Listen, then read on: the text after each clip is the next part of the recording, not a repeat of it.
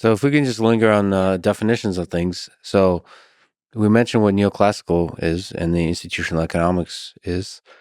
What's Keynesian economics? And the Chicago School of Economics, I guess, is a branch of neoclassical that's a little bit more empirical versus Yeah. maybe model based. And Keynesian is very model heavy, more intervention of government.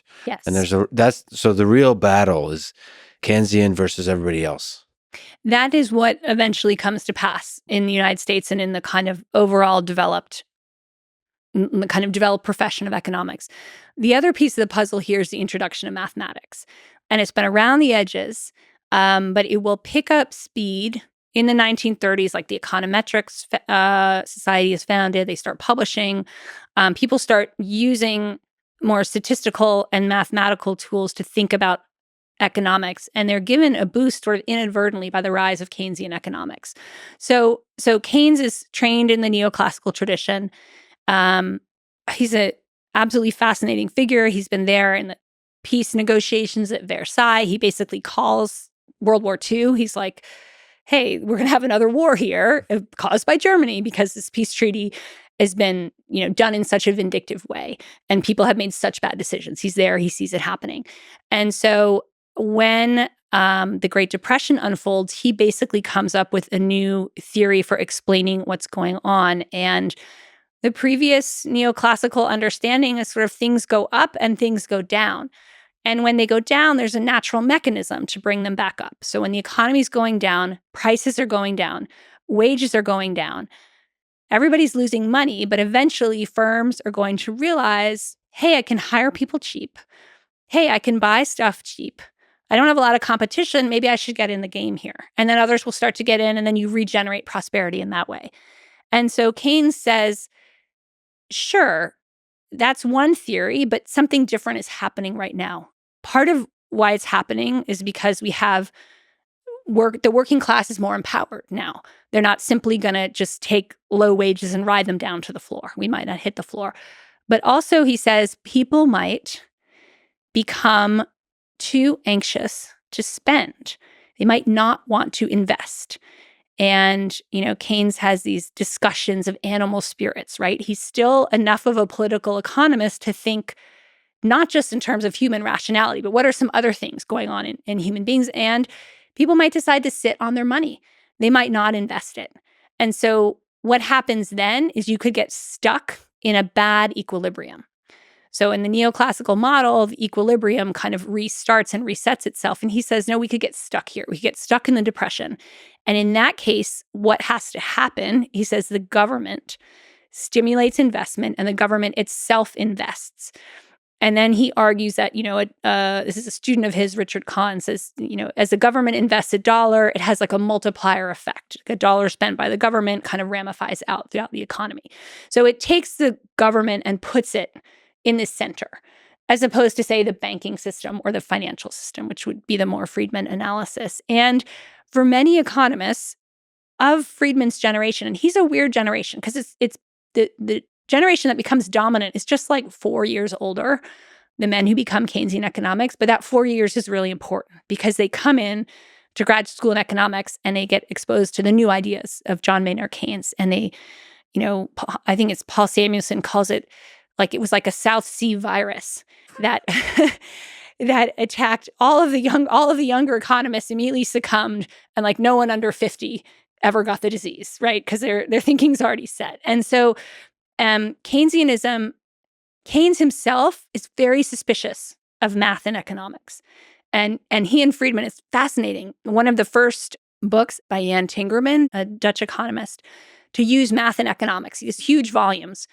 Volume 1, Keynes pans it. Volume 2, Friedman pans it. So they're in the same page, but what happens is as Keynesianism arrives in the United States, Franklin Roosevelt is not really a Keynesian. He's kind of an accidental or experimental Keynesian. And there's a bunch of different ideas in the United States that are very similar to Keynesianism. They're not theorized, but they're similar ideas that the government has to do something. So this all comes together, and American economists realize that you can construct models in the Keynesian perspective And if you can use numbers in these models, you can go to Washington, D.C. with numbers, and you seem like you have a lot more authority.